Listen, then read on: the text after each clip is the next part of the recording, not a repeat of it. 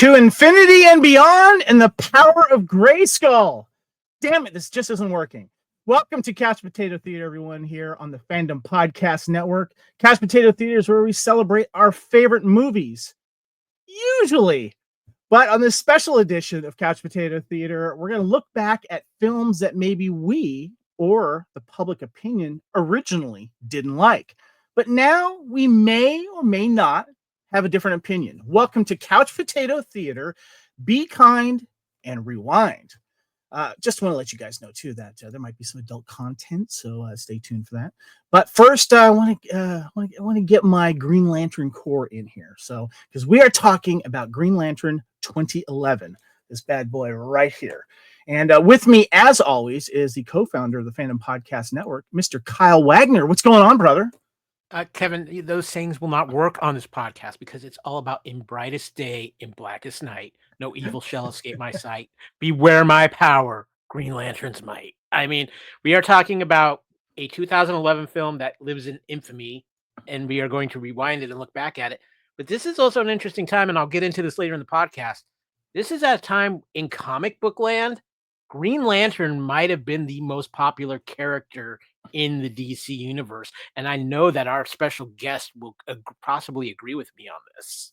All right. Well, we have a very special guest, of course. We have a family member with us, back with us. We have one of the original co-founders of the Fandom Podcast Network, Mr. Norman Lau. Welcome, brother. We are the core. We are the core. Glad to be That's here, awesome. man. I am really, really excited for this show. I really am, because there's so much to unpack. Unbelievable. Yeah. There is. As I mentioned, this is Couch Potato Theater. This is Be Kind and Rewind, and we are covering Green Lantern, the 2011 film starring, of course, Mr. Ryan Reynolds, here on Couch Potato Theater and the Fandom Podcast Network. And by the way, we got a QR code here. If you give a little screenshot there, if you're watching the video, takes us to our website. Support us there. We appreciate that. Yes, this is the new series we have here called Be Kind and Rewind, and we are talking Green Lantern here. Before we go any further here, Norman, we want to shout you out here because this was your idea. Why is this what is Be Kind? It's Be Kind and Rewind, not Be Kind Rewind like the old VHS tapes used to tell you. Right. Tell us why you brought this to the table. Well, I was looking at some of the great stuff that you guys have been doing, with Couch Potato Theater, and then going back with, some nostalgia favorites. And there are certain movies out there that they sometimes, cross paths with you again, like on the YouTube algorithm, or just kind of like looking through your DVD collection or your Blu-ray collection. And you wonder, why did this movie get hated on so much? Like, what was the reason? What was my personal reason? What was your personal reason? What was the audience at large's personal reasons or professional reasons for why this movie got so hated on for so long? And do they actually deserve that hate? Do they actually, do they deserve just a refreshing in our minds, and kind of like, for lack of a better term, for us to get over ourselves and actually watch these movies for what they are, as opposed to what we want them to be? I had, for your listeners out there who don't know me, I'm the co-host of Mission Log, a Roddenberry Star Trek podcast. And there's something that we say at the end. It's part of the show where we say, what are the morals, meanings, and messages?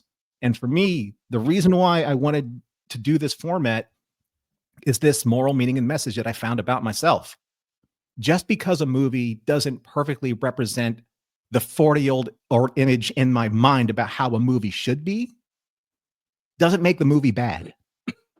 It makes me inflexible, and it makes me unimaginative, because the 10-year-old me would be like, you know what?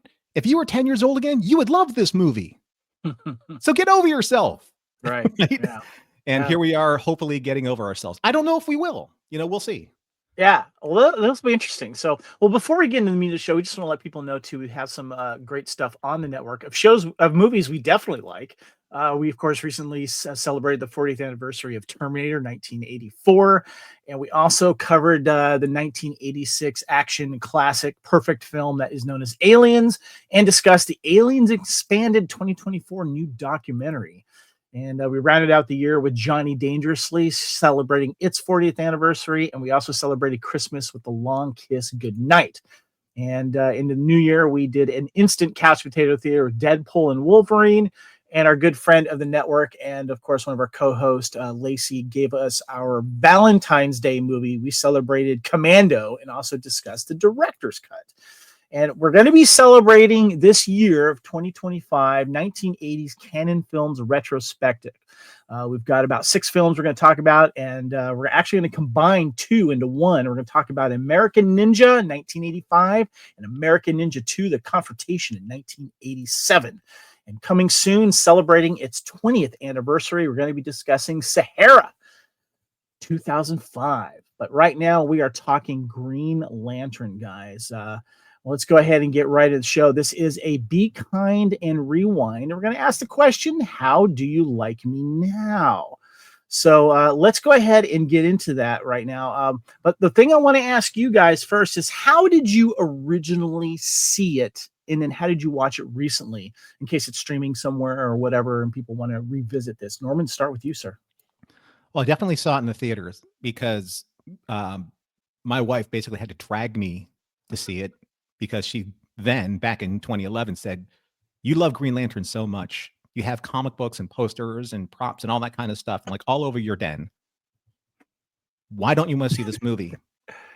So I said, you know what? I capitulated and I said, okay, fine. I have a somewhat of confessional later on for the show that I'll get into. But I did see it in the theater, Southern California, 2011. And there's this, what era we were in when it comes to comic book movies, in 2011. Yeah. I saw it once. I was emotionally disturbed by the movie, and I'm not hyperbolizing that at all. And then I didn't see it until the extended edition cut that I got on Blu-ray, like the set that you showed originally, Kevin. Right here. That cut, yes. Yeah. This is the Steelbook version, extended cut that has the Blu-ray and DVD.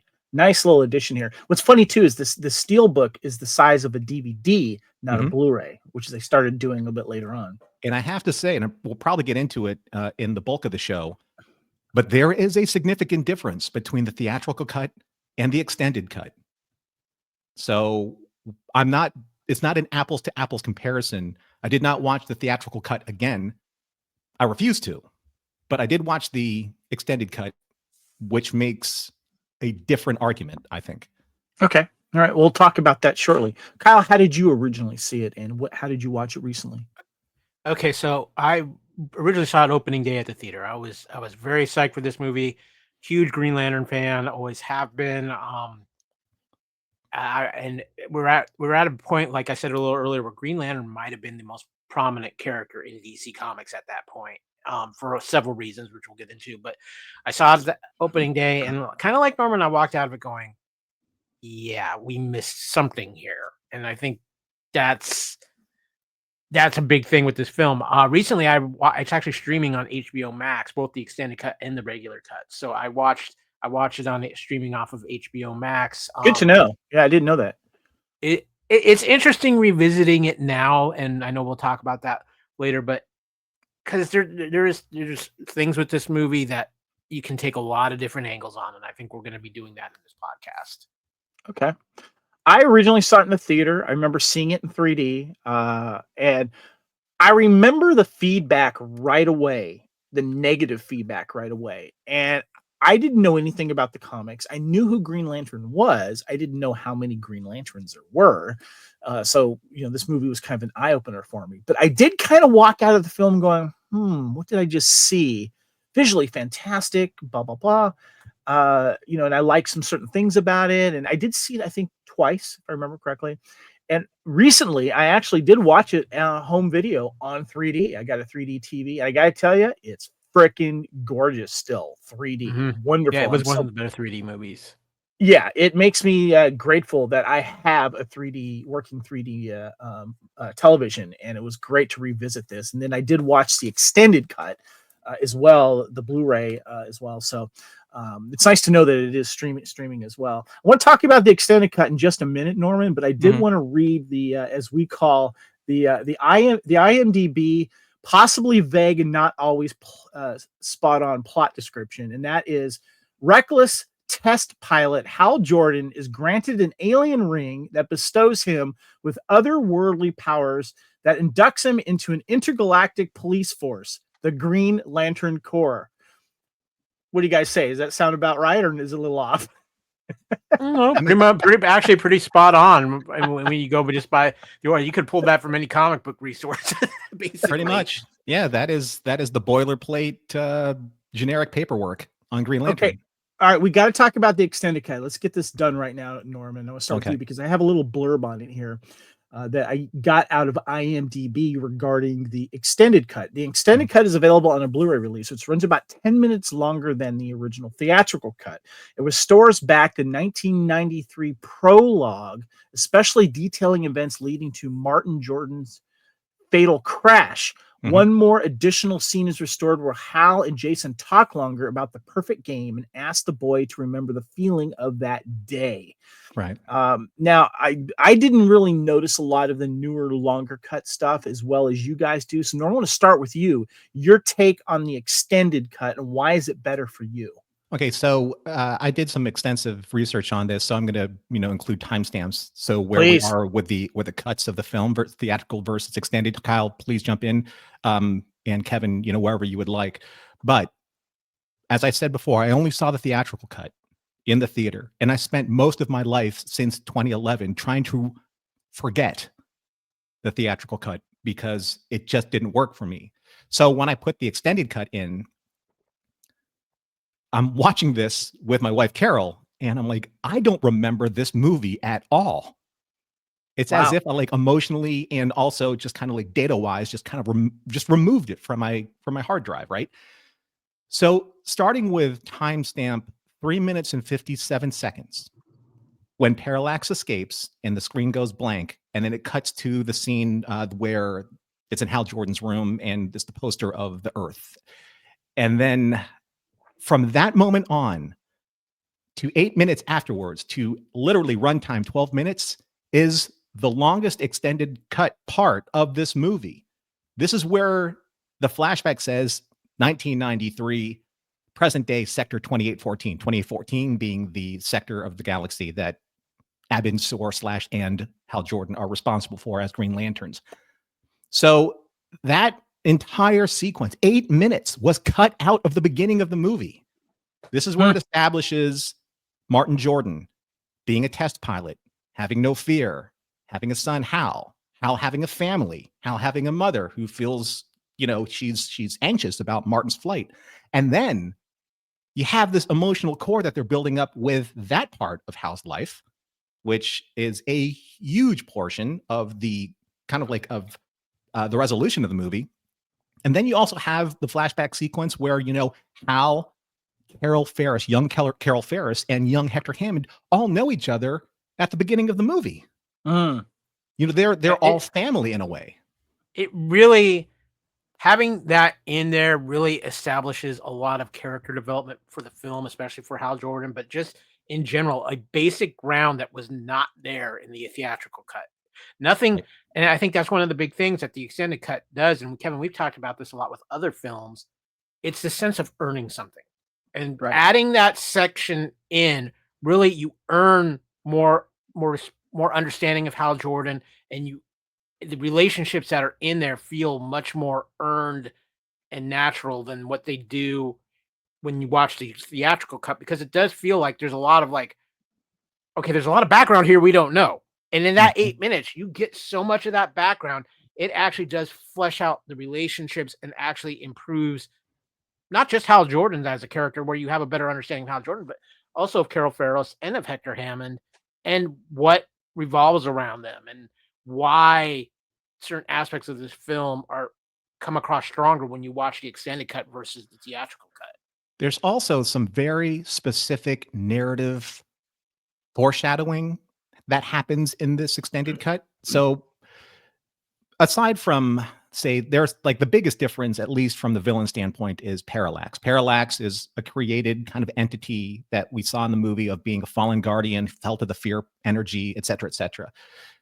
A lot of this in this 8-minute segment was actually taken from Jeff Johns' secret origin story from DC Comics, where you saw like the young Hal, the young Carol, and then Abin Sur bringing in the prisoner named Atrocitus from, basically from exile, because he is kind of like the living embodiment of rage. So they kind of co-opted a little bit of that story for the Hal Jordan origin story that was cut out of this film, which was brilliant. I mean, the story is brilliant, not it was cut out. That was brilliant.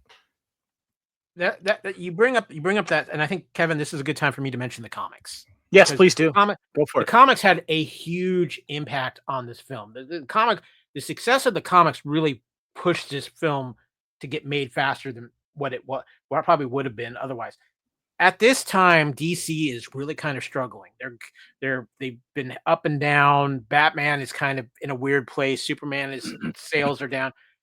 Here comes this writer named Jeff Johns, who basically has reinvented the DC universe at this point. He took a classic set of characters in the Justice Society of America, who we see some of those characters in the Black Adam film, so you are a little bit familiar with them, and makes them actually more popular at one point than the Justice League of America.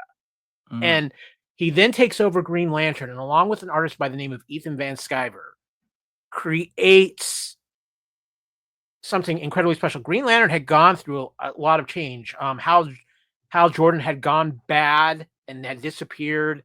And we had a new Green Lantern at the time, Kyle Rayner. But Jeff Johns is very much a historian of the DC universe. He is partially responsible for bringing back several Silver Age DC characters. Barry Allen coming back as the Flash. He brought back Hal and resurrected Hal Jordan. And he was also, at the time, there was a storyline going on in Green Lantern called Blackest Night. And you had the Sinestro Corps War. He was writing phenomenal stuff. And Green Lantern was actually the best-selling DC book at the time. Is it? Would you say, is that a few years before the movie that it's cooking? Yeah, I would say probably, if you go back to the JSA run, probably what, 07, 08, Norm? Let's see. So Jeff Johns started with Rebirth around 2004. Yeah. Okay. Yeah, that's right. I'm thinking. Yeah. And then after the run, he did Secret Origins, and the Secret Origins is really kind of like where they took a lot of the material again for Hal's backstory. There is the entire story of the emotional spectrum, which we'll probably talk about in a little bit. But yeah, Kyle, you're right. Like Green Lantern was like basically DC's answer to where do we compete with Marvel, and we'll get probably to that in a little bit. But I also wanted to bring up two very specific threads that were completely lost when they took out this 8-minute segment. So in the very beginning, Hal's father, Martin, wears a leather jacket that he gives to Hal. On the back of the jacket and his call sign, you see the patch that says Saber. What is the weapon that Hal Jordan manifests the very first time he fights Sinestro? It's a sword, yeah. It's a saber. Yeah. It's a saber because he's manifesting what's inside his soul, the will. I'm sorry, Norman. I should have picked up on that, being a co-host of Highlander with you originally. Sorry about that. No, it's fine. Like when Sinestro said swords, it's one thing, but it really is a saber. The look and model of the sword, that's his father manifesting itself in his willpower. Yeah. It's a huge part of who he is. And then secondly, there's something I call the Hot Wheels connection. At the very beginning of the movie, little Hal says to little Hector Hammond when they were kids, hey, you want to trade Hot Wheels? And then when he sees his nephew later on in present day, there's a little Hot Wheels mini ramp that he plays with before he leaves the scene.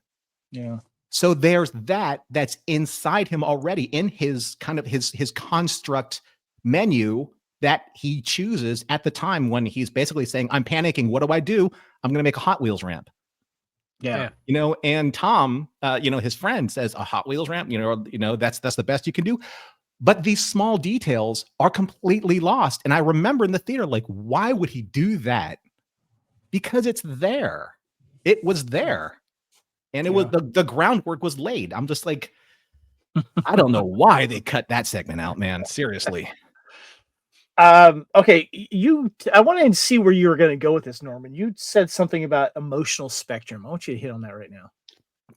Well, you have the emotional spectrum. I mean, Kyle, you know this. I mean, being a fan of, Green Lantern, The Blackest Night, there are, at the very beginning of the movie, and this didn't change, there is the Tomar Ray voiceover that basically describes the energy of will is green. Is that the one that Jeffrey Rush is the voice of? That's Tomar Ray. Yeah. Jeffrey okay. Rush. Parrot head. Yeah, Parrot head. Yeah. And so this is something that, again, Jeff Johns, he created to give the Green Lantern mythology a completely different way of looking at the universe as galactic super cops. And the yellow energy of fear that is Parallax, that's also part of this emotional spectrum of light and energy that was created at the beginning of time. That was, harnessed or toyed with the Guardians of the Galaxy, hence the creation of Parallax. Now, that's a little off the comic script, would you say, Kyle, when it comes to Parallax? Parallax, and we'll get into this too. This is one of the things where I think they were trying to get the influence of everything Jeff Johns was doing because it was so popular, and they just fumbled the ball. But just real quick, because you're talking about the emotional spectrum, because there were several colors. Green was willpower, yellow was fear, blue was hope, violet was love, red was anger, orange was greed, black was death. Right. And then they later on also added where a particular Green Lantern, one that I'm partial to, Kyle Rayner, was actually able to control all the colors of the emotional spectrum, and he became the only true, what they called the White Lantern, because he was able to actually have the power and the ability to control all the aspects of the emotional spectrum. And that's the thing with this film, and we'll get into it later, but if that's, I think, the direction they were aiming to go, and they fumbled the ball so out of the gate that there was no way to go in that direction. Yeah. Well, go ahead, Norm. I'm just wondering, we know this is something that I struggle with mission log content as well. For comic book viewers, we know all of the details. We know what is there, what isn't there, what they forced in, what they adapted, what worked, what didn't work.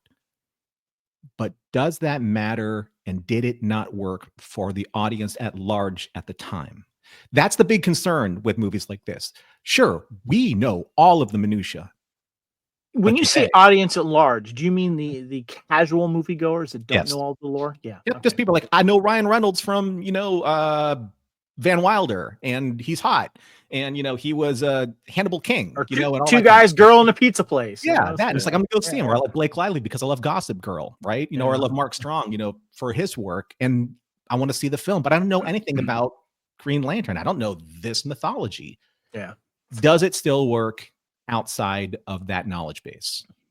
I think that was one of the things that the casual viewer probably had an issue with as well. So, yeah. I did want to touch on the box office, guys, because that may come into play for our discussion of the failure of this film. Movie runs about 114 minutes. The budget was about $200 million. The box office was $237.2 million. Green Lantern had its world premiere at Grauman's Chinese Theater in Hollywood, California on June 15th, 2011.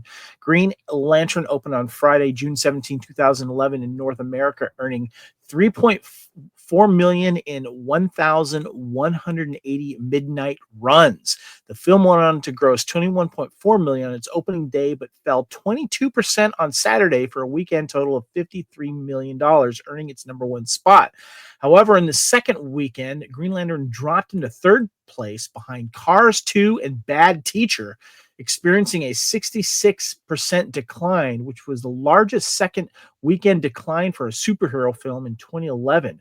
Green Lantern grossed $116 million in the U.S. and Canada, as well as $121 million internationally, bringing its worldwide total to $237.2 million. Many industry analysts felt that Green Lantern failed to perform to expectations. The Hollywood Reporter speculated that Green Lantern needed to make approximately $500 million to be considered financially solid. Some publications listed the losses for the studio as high as $75 million. So, yeah. We'll get into some movie reviews here. So Rotten Tomatoes gives it a 25% based on 248 reviews. The site consensus reads, noisy, overproduced, thinly written, Green Lantern squanders an impressive budget and decades of comics mythology. Audience score gives it 45% with over 100,000 ratings.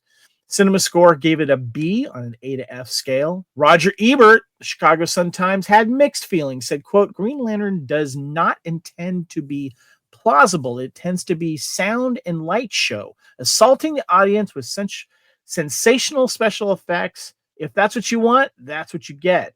Hollywood Reporter Todd McCarthy gave it a positive review, saying the film serves up all the requisite elements with enough self-deprecating humors to suggest it doesn't take itself too seriously. We know this guy, reviewer Leonard Maltin, felt that the film offers a dazzling array of visual effects, a likable superhero, a beautiful leading lady, a colorful villain, and a good backstory. It also doesn't take itself too seriously. Now, one thing I wanted to mention, guys, is we like to do our Letterbox ratings on this, and because you can find us on Letterbox here.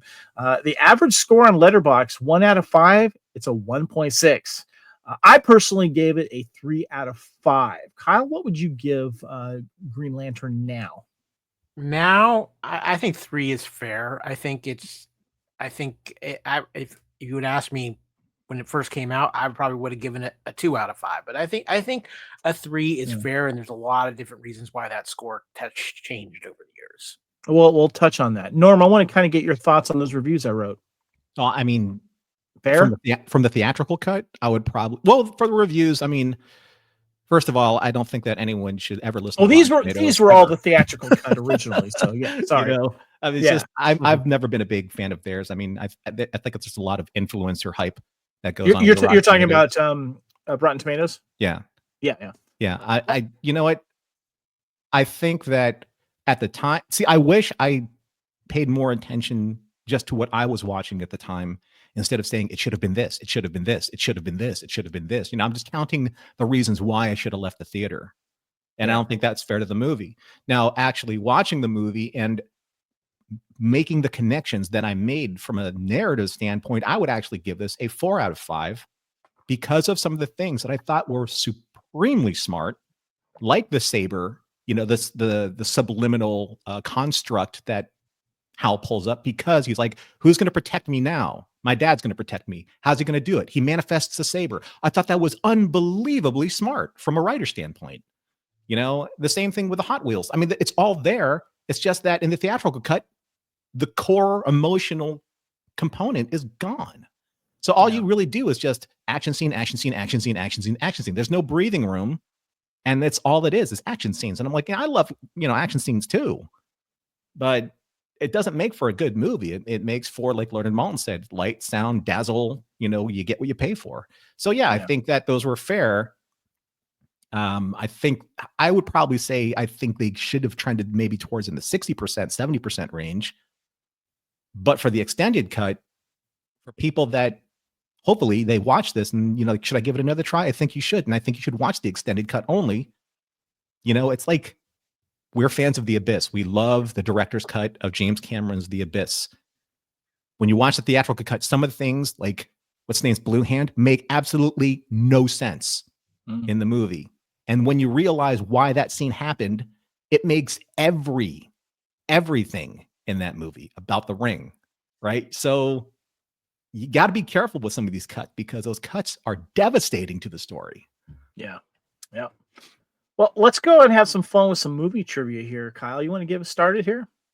Yeah, well, I think most famously, if nothing else, Green Lantern gave us one of the best Hollywood power couples out there, because Ryan Reynolds met Blake Lively on the set of this film. They would get married in September 2012 and have 4 children later, including some kid named Deadpool.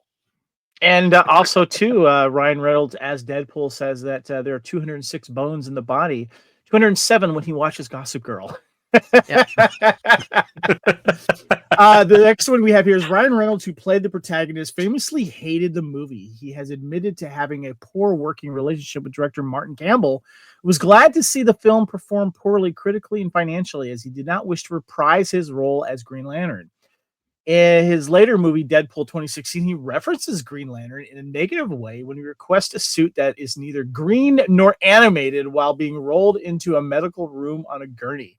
In the sequel, Deadpool 2 2018, he goes back into time, preventing himself from ever taking the Green Lantern role. I believe he shoots himself in the head there. However, in 2021 tweets, Reynolds rewatched the film and admits that his opinions on the movie has changed to a more positive verdict. Maybe we should have gotten him on this episode. So interesting. Would like to get his thoughts on that. I'll read the next one there. I can do that. Ryan Reynolds and Martin Campbell clashed repeatedly on set. Campbell has stated in interviews that his first and only choice for the lead was Bradley Cooper. Talk about a totally different film. Wow. However, the studio was not willing to make an offer to him and ultimately cast Reynolds behind Campbell's back. This led to an uncomfortable experience on set for Reynolds, whose performance was constantly critiqued by Campbell, who made him do many takes. Reynolds has stated in an interview with Variety that the film's failure was a huge relief, as he had such an unpleasant experience and dreaded doing it again. And this is one of the many pieces of trivia that affects why this film came out the way it did. Yeah. Blake Lively indicated that if the film were successful enough, she would have liked to have portrayed Carol Ferris becoming Star Sapphire, as she does in the comics. To prepare for Carol Ferris's action scenes, Blake Lively underwent training on the Matrix 1999's aerial stunt rigs, assisted by acrobats from the Cirque du Soleil and supervised by noted stunt coordinator Gary Powell. She described it as a great experience. I'm 40 feet in the air, spiraling around. That's the best workout you can do because it's all core. You do that for 10 minutes and you should see your body the next day. It's so exhilarating, so thrilling, and nauseating. I got a question for you guys. Would she have made a good, Star Sapphire if this movie did take off? Absolutely. Absolutely, yeah. She would have. I actually think she's one of the best spots of the movie and how she portrayed Carol Ferris. And I think Blake Lively would have made an excellent Star Sapphire, especially if they were going to go the direction I think they were kind of aiming for it. So yeah. I mean, the clues were there. I mean, when she was in the fighter sequence at the very beginning, her call sign was Sapphire. Yeah. And the Star Sapphire emblem or logo that's on her costume in the comic books is on her helmet.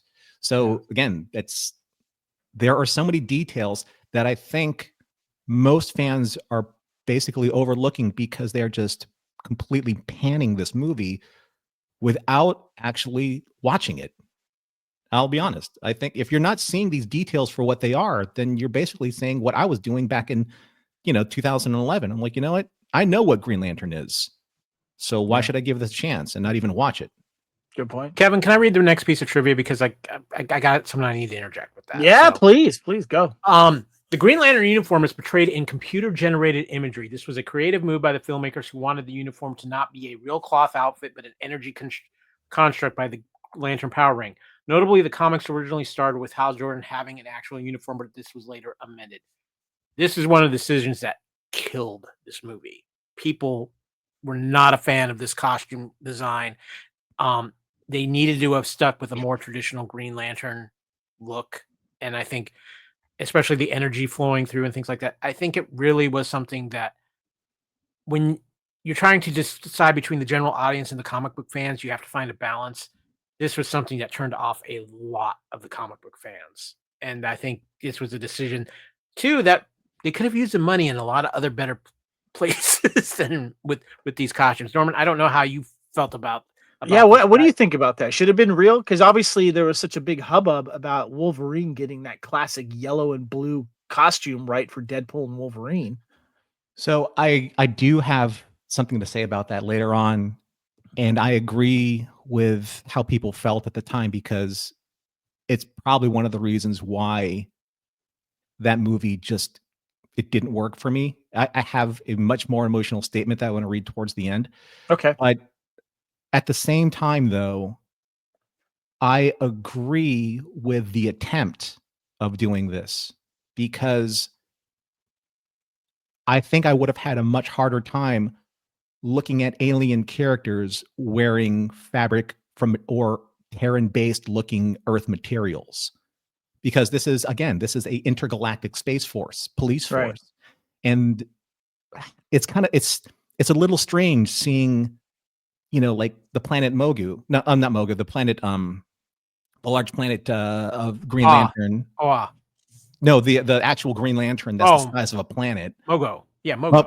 Mogo. And then having, like, say, Sten or like any of these other Green Lanterns from different planets look like they're wearing cloth costumes or leather costumes. And I think that at the time I was like, this isn't sitting well for me. But the logic of why they chose this, I think, was right. Gotcha. And Nyla Dixon, who is the Academy Award-winning costumer, for Lord of the Rings, she helped design the physical version of the suit before they made the jump into digitizing the suit, with CGI. So I have a lot more to say about that later. Okay. Well, one last bit of trivia here is director Martin Campbell heavily criticized the studio for hacking the film to pieces during the editing process, which he claimed resulted in the omission or alteration of numerous elements that would have made for a stronger film. What I'm getting from this, Norman, is this was probably some of the stuff that was put into the extended cut.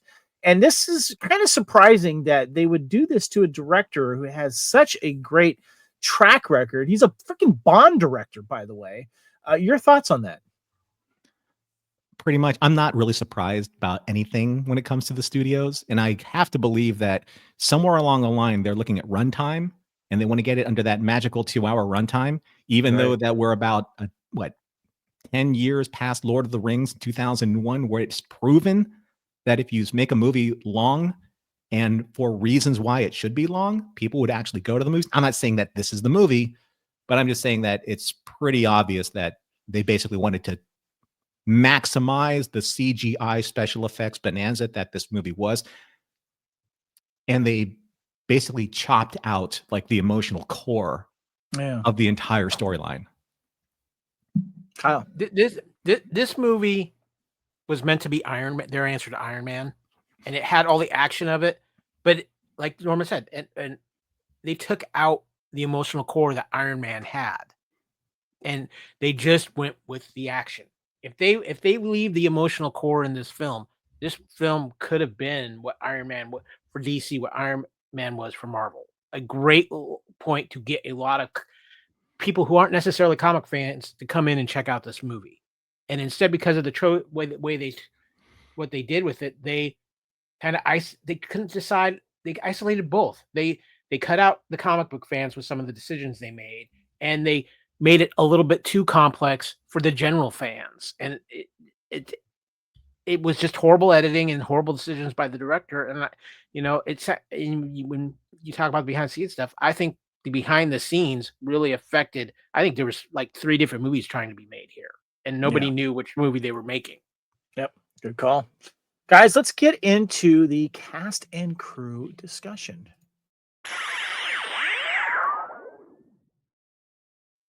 So, as we mentioned, it was directed by Martin Campbell, and music was done by James Newton Howard.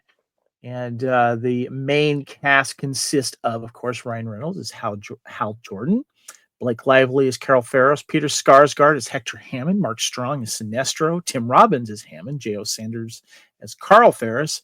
We had Taika Waititi. I forgot he was in this film. He played Tom.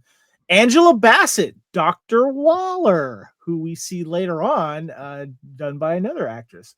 Mike Doyle is Jack Jordan, and it goes on here, guys. We got a huge list. Tamura Morrison is Aben Sur, and Sloane Jens from DS9, one of the founders, plays the female guardian. Clancy Brown does the voice for Parallax, and it goes on. I want to kind of get your thoughts. Yes, Kyle. You're leaving out one Michael Clark Duncan voicing Kilowog. That's right. I mentioned Mark Strong too, right? Yeah, you did. Yep. Yeah. There you go. I just want to get your guys' overall thoughts on the cast. It seemed well cast, in my opinion. What say you, Norman? Well, again, this kind of like goes into the whole, since I was 10 years old, or young enough to read comic books, I grew up with Hal Jordan being a specific look. That look for me at that time was Bradley Cooper. Because he had it all. Like, he had the Hal Jordan hair, he had the Hal Jordan swagger. It was like, I don't know, I'm not sure like where this kind of falls in line with 18, but Face Man is very much like Hal Jordan. Super cocky, super confident, especially in a plane, especially with Carol Ferris. And Bradley Cooper has a very good acting resume up to this point. He was my Hal Jordan. I don't have anything against Ryan Reynolds. I love Ryan Reynolds. As a matter of fact, I appreciate like what he did to Hal Jordan. There are so many people out there saying that that's not Hal Jordan. Read the comic books. It is Hal Jordan. Well, okay. Well, let me ask you that, because when that was in the trivia, I thought that was interesting, and I didn't know he was on your radar as well. So I'm looking back at his IMDb. I'm just going to go back to 2005 because this was 2012 or 11 when this came out. He does Wedding Crashers, Failure to Launch. He's an Alias. He does The Rocker in 2008, Yes Man in 2008. He's Just Not That Into You in 2009. He does a Nip Tuck for 6 episodes. He does The Hangover 2009. About Steve, All About Steve in 2009. Valentine's Day. A-Team is 2010, so that's the year before. Then he hits with Limitless. So you're right. He's like rocking right now. I see why they want him. 2011, he does The Hangover Part 2. So you're right. He's cooking right now. I think too with the Ryan Reynolds casting, Ryan Reynolds captures a lot of great Hal Jordan aspects, the cockiness, everything like that. But the problem, it's why Ryan Reynolds is so great as Deadpool, because Hal Jordan had a cockiness, but there was still a little bit level of maturity to Hal Jordan there too, just because of things he had experienced in life and things of that nature. And I think Bradley Cooper would have brought a little bit more of that aspect out than Ryan Reynolds did, because as much as I love Ryan Reynolds, especially at this time, Ryan Reynolds was really kind of in this, like, I'm in this lane and I'm staying in it. He wasn't really expanding himself out quite yet. And I think Bradley Cooper would have brought a little bit more depth and a little bit more believability of some of the things that Hal Jordan had been going through than Ryan Reynolds would at this time. I mean, I think the other aspect of it is too, Ryan Reynolds has become Deadpool. He is Deadpool, and I really do think that affects how people look back on him in this film too.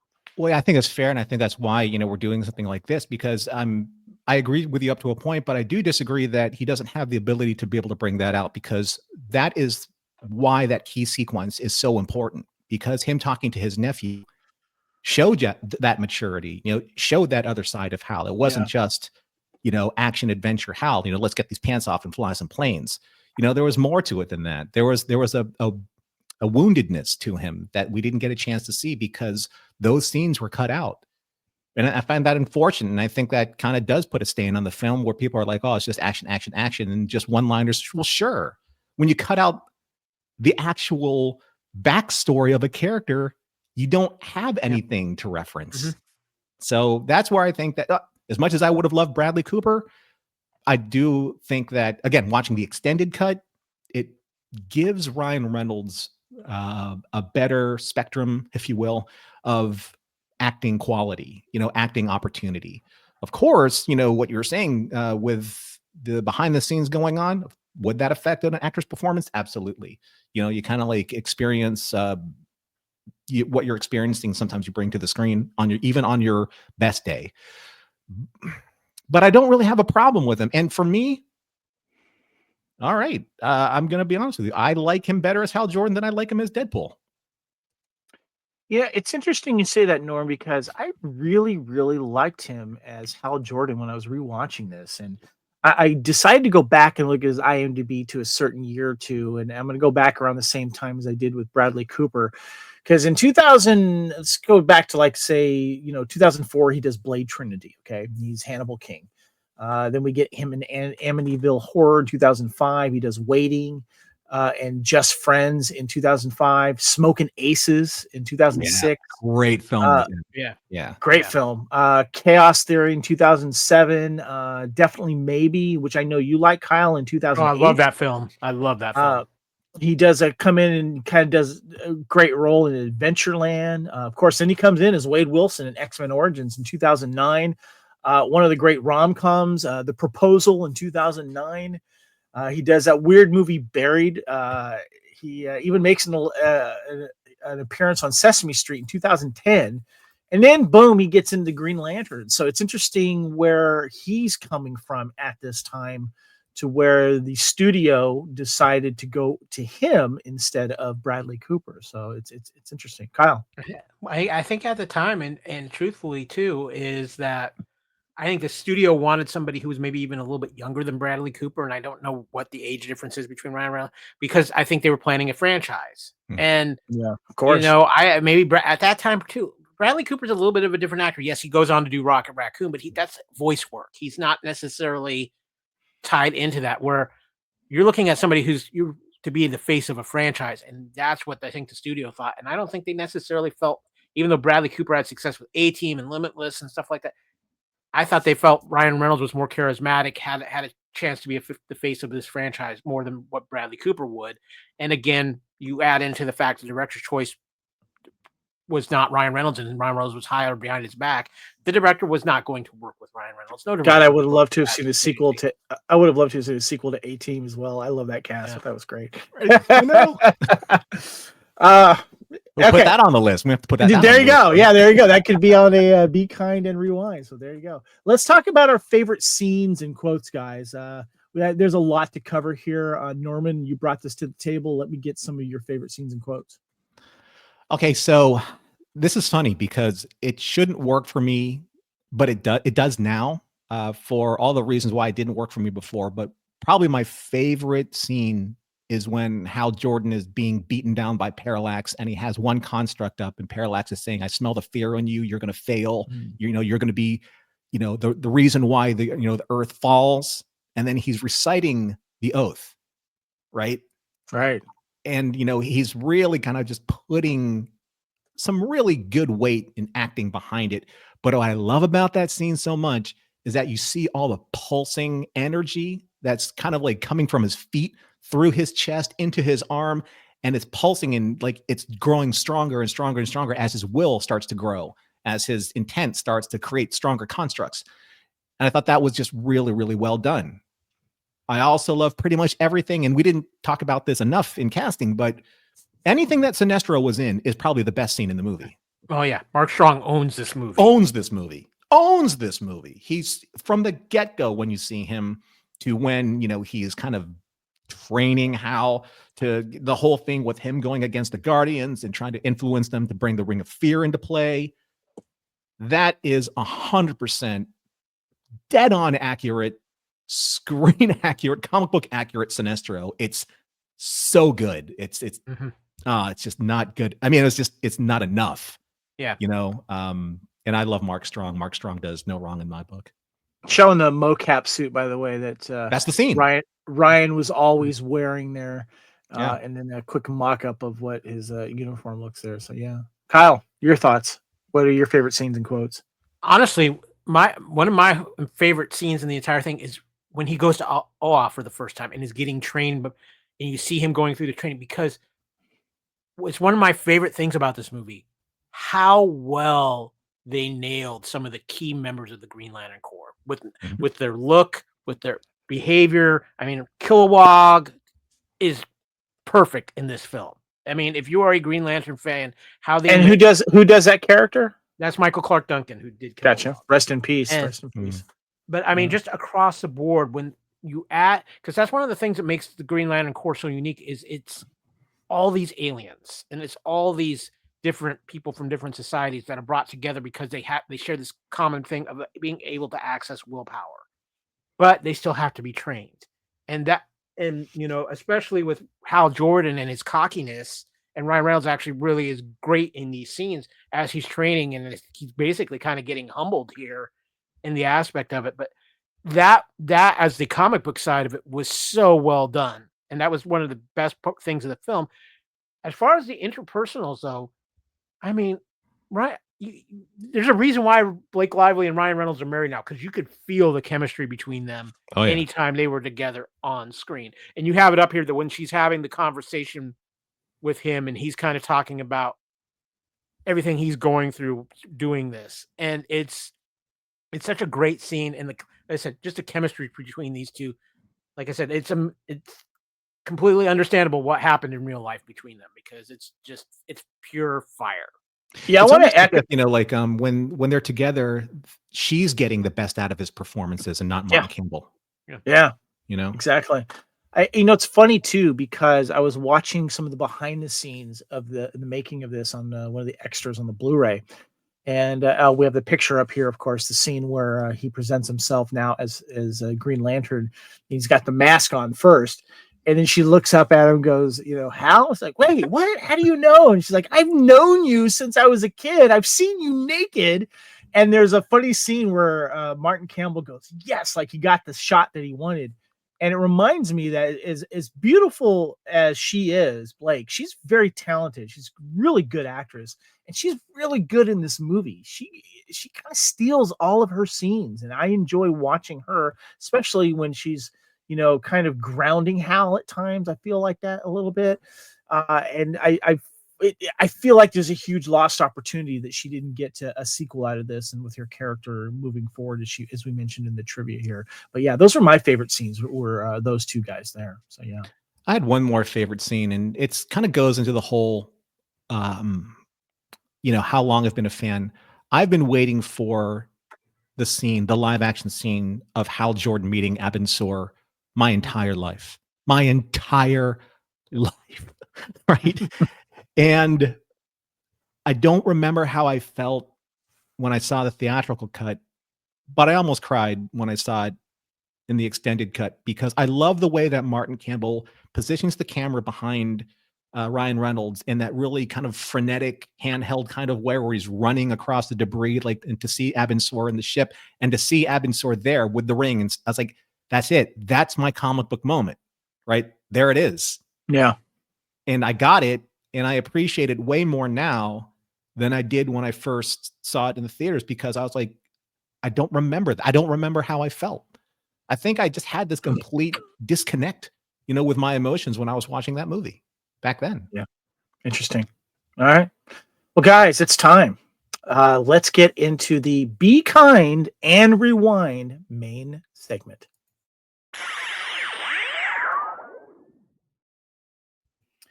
So we are doing a Be Kind and Rewind for the first film here, which is Green Lantern. And we've had some great discussion here.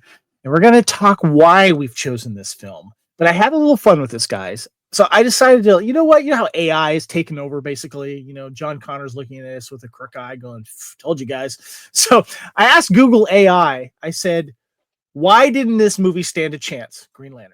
And Google AI said the 2011 Green Lantern movie received significant criticism due to a combination of factors, including poor CGI, a convoluted plot, a lack of character development, a weak performance from Ryan Reynolds, and a feeling of being too rushed to introduce a complex comic universe in one film. Essentially, many considered the movie to be a poorly executed adaptation of the beloved Green Lantern comic book mythology, squandering the potential of the character and its rich lore. That's what Google AI basically says. Is that spot on, Norm? I'm going to add one more thing. It's probably the most important thing, at least it is to me, when it comes to that list. All of those things that I think that they can be overcome in time, or just rewatching the movie or being a fan.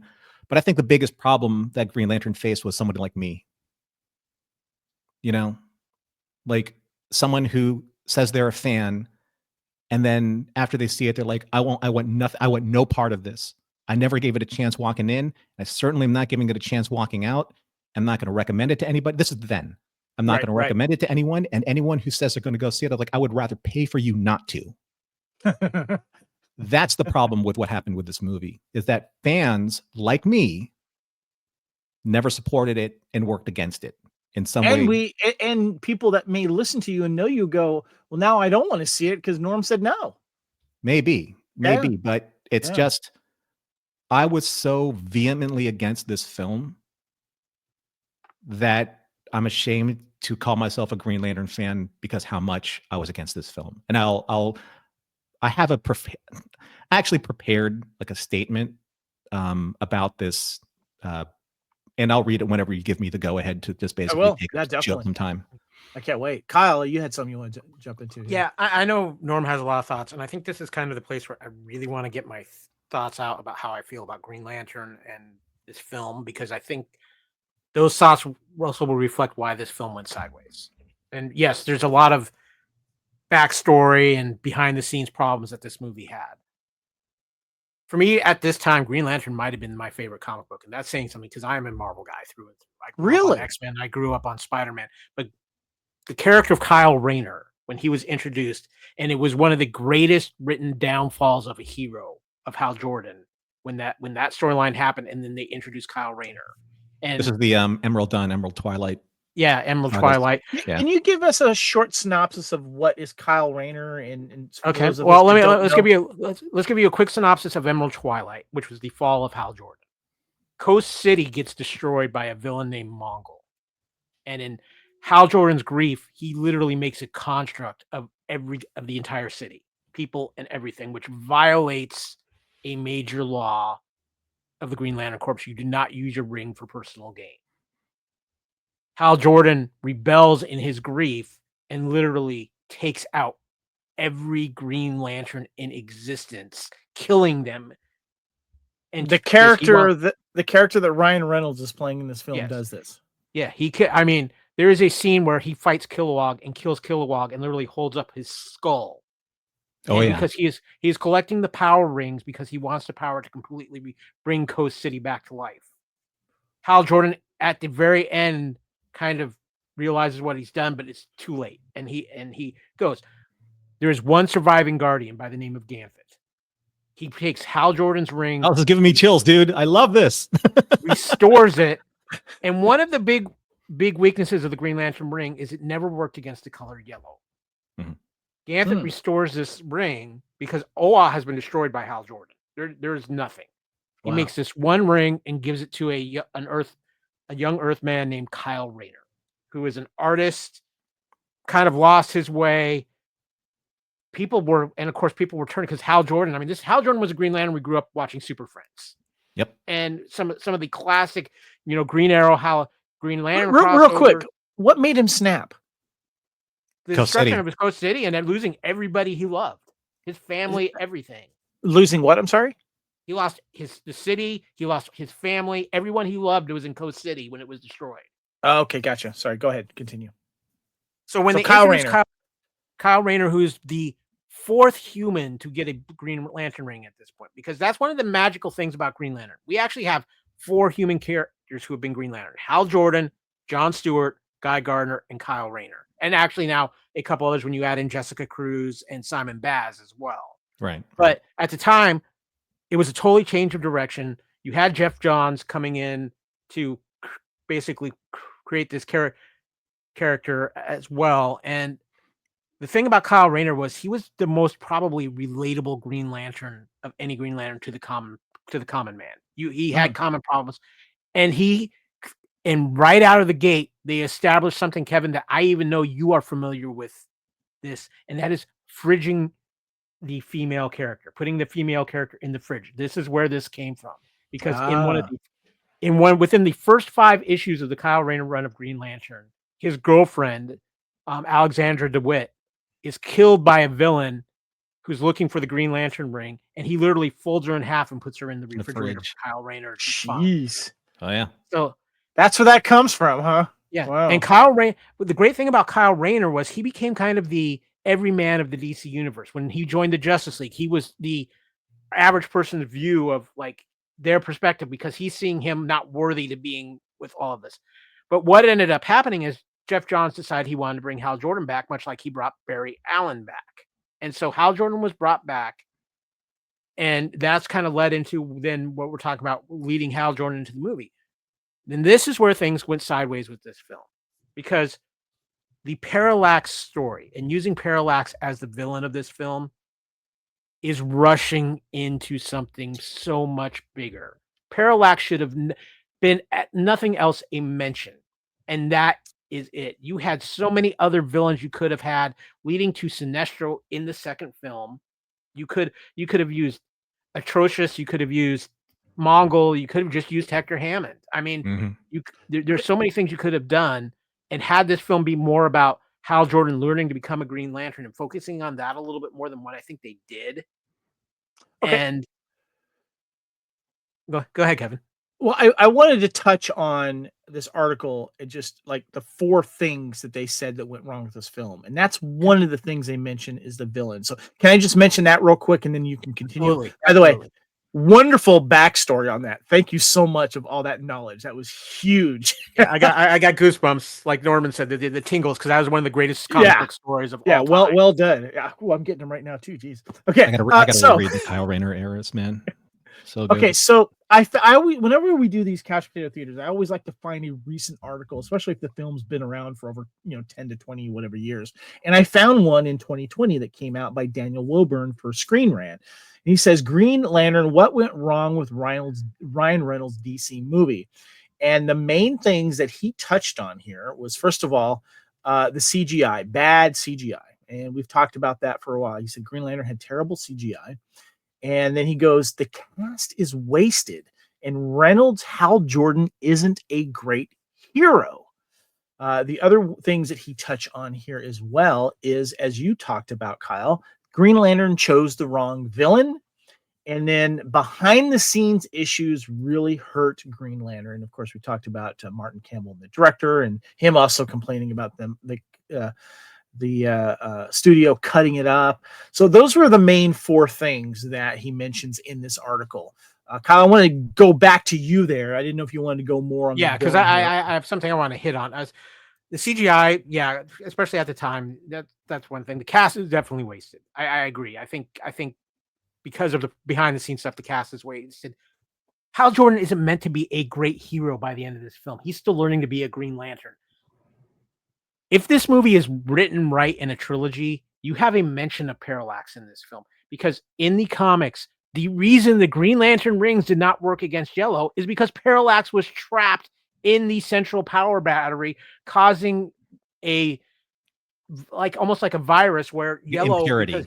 Impurity, a yellow impurity in there that prevented the rings working against the color yellow. Yes, you could take a Green Lantern out with a Twinkie, but pretty big Twinkie. Yeah. Have you seen Ghostbusters?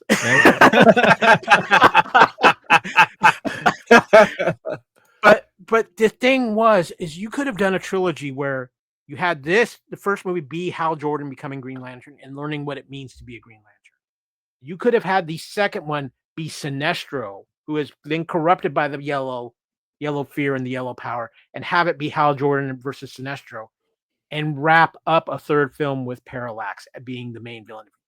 This movie should have been a trilogy. You could have thrown a couple other villains in the mix if you wanted to, but that's how they should have worked. And instead, what they tried to do was take everything, the thing that had made Green Lantern so immensely popular in the comics, and Green Lantern was getting recognized outside of the comic book world. That's how good the stories were at that point.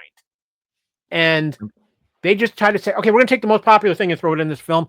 And then the worst crime of all is they take what Parallax was to the comics, and they Galactus him like Fantastic Four treated Galactus in the second Fantastic Four film. Okay, see that's the thing. Is like, okay, so I don't agree with the CGI thing. I like the attempt of CGI because if we don't get that, we don't get things in the future.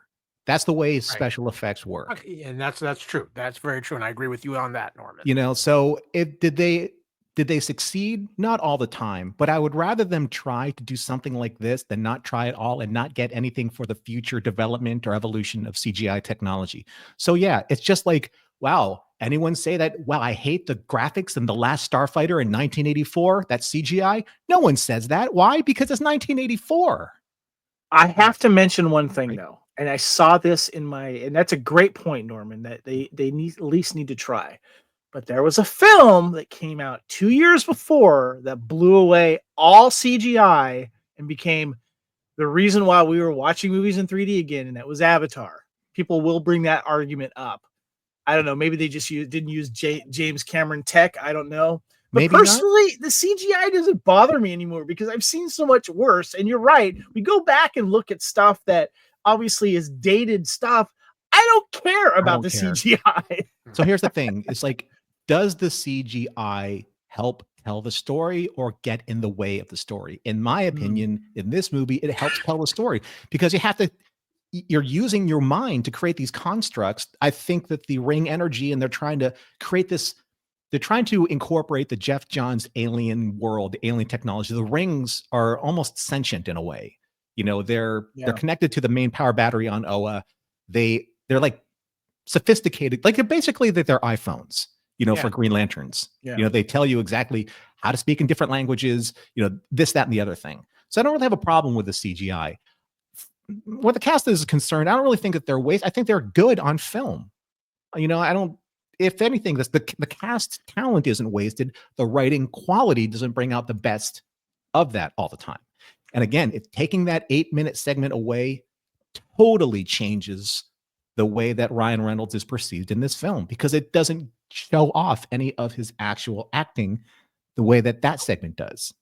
Can I ask you guys related to that thing you just said right now, Norman, is one of the things that he says in this article is the cast is wasted. But then he says, and Reynolds, Hal Jordan isn't a great hero. So what I'm getting from this is that he's actually saying that Ryan Reynolds didn't do a good job of showcasing Hal Jordan as a hero. He says here that Reynolds is able to flip-flop between comedy and drama with ease. Smokin' Aces, Deadpool 2. It's likely that his talent that Warner Brothers picked him over other contenders for the role of Hal Jordan. Other rumored were contenders, as mentioned, Bradley Cooper, but also Jared Leto and Justin Timberlake were names that were also I've seen floating around there as well. And of course, he was straight off the huge hit with Sandra and Bullock. Jack Black at one point in time in a completely other iteration. Jeez, wow. Yeah. So, do you guys think that he wasn't a good hero? He wasn't likable as a hero? What do you think, Kyle? It's like I said. If you're right, the way they're writing this movie and the way they're writing Hal Jordan is on the hero's journey, and he's just learning how to be a hero. He shouldn't be this great hero. Tony Stark wasn't a great hero right out of the gate. It's the same aspect here, where Hal Jordan is this cocky test pilot, and he's getting humbled, and he's learning how to be a hero. And by the end of the film, he starts realizing what it takes to be a hero, but his journey's not done. It's just starting. And that's the thing. This is when you're writing a movie to be a franchise. And again, this goes back to, I think, the director and the writers at the time, and that you have a note here I want to bring up because I think it's important, Kevin. They couldn't decide which direction they wanted to take this movie.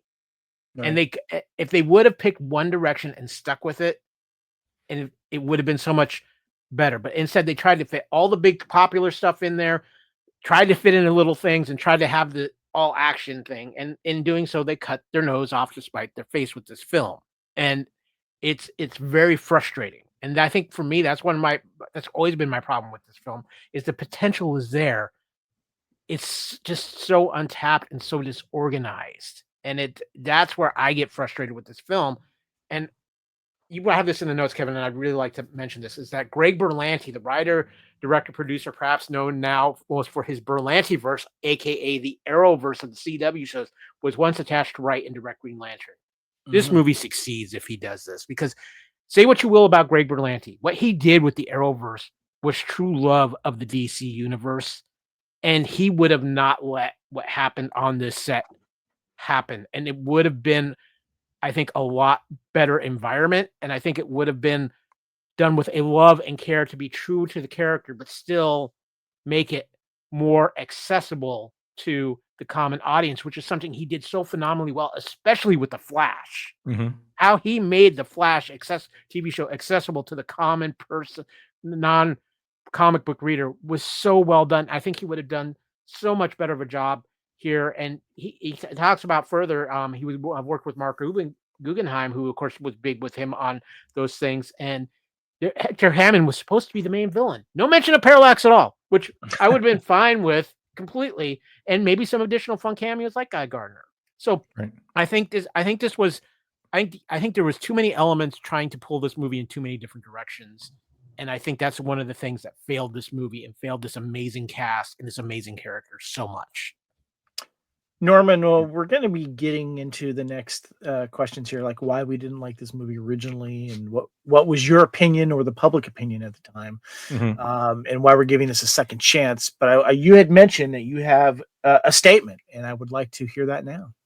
Yeah, it took me a while because I had to dig deep, like back into like how I was feeling at the time, the accessibility of this character for me, like emotionally, where I was at comic books. I mean, there was a lot going on, back in 2011, where Green Lantern for me has always been this encapsulated hero in time.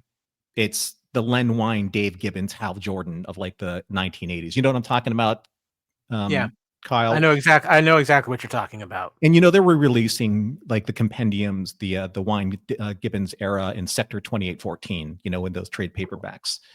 So I did write this, and I just wanted to get this out because this is one of the reasons why I wanted to do Be Kind and Rewind. Because again, I said this earlier, one of the big reasons why I felt that this movie didn't work is because of me personally, how I felt about the movie, and then how I helped others inform their opinion or lack thereof about this movie. So I said this earlier, just because a movie doesn't perfectly represent a 40-year-old image in my mind about how it should be, doesn't make the movie bad. It makes me both inflexible and unimaginative, and as a person who the 10-year-old comic book and sci-fi loving kid in me would be ashamed of. Now, I don't know your listeners as much, like say the Mission Log podcast listeners, they know me and they know me. I bare my soul at times when I really feel it's important. So this is something, please bear with me, but I really need to say this. Back in 2011, I remember walking through my local Barnes and Nobles and having a literal, visceral experience when I saw the Green Lantern costume on an Entertainment Weekly magazine for the first time. I, hated that costume with every fiber of my being.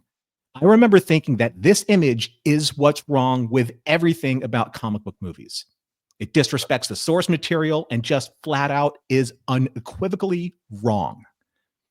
And since Green Lantern came out after Iron Man 1 and Iron Man 2, and after seeing the success and the sheer perfection that was Iron Man, I was like just more upset that this is what DC has done to compete with Marvel. And that was just the start of my toxic reaction with this movie. I remember seeing it in the theater and just getting more and more upset and bewildered with thoughts like, how the holy F can a constructed flamethrower spit out real flames? Or how the holy F can plane thrusters work in outer space with no effing oxygen? I was that irrationally upset. Poor Carol, my wife, my girlfriend at the time, she bore the brunt of a lot of that punching.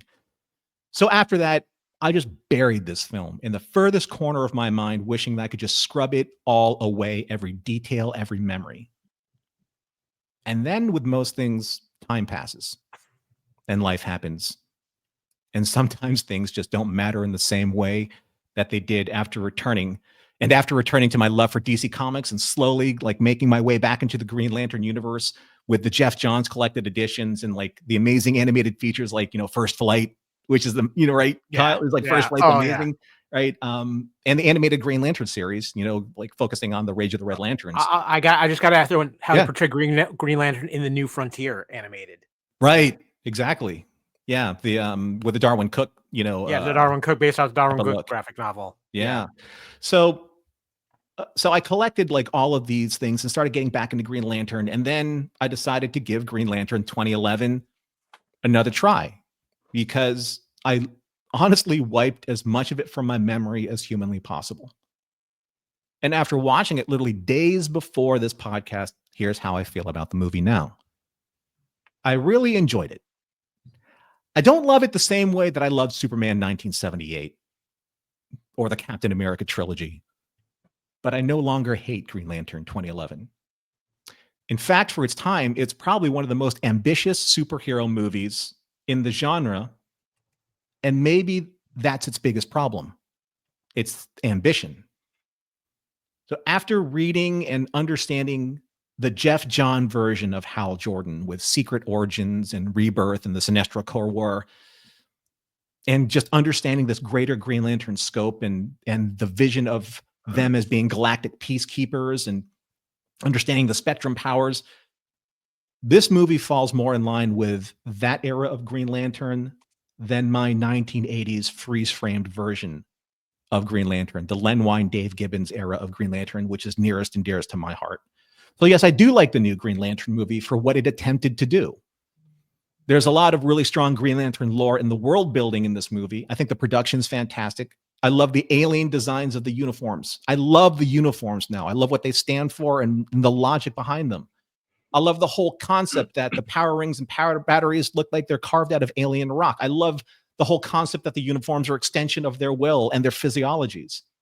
I think there's just so much going on in this movie that perhaps it was just overloaded with too much going on for the casual Green Lantern fan or moviegoer.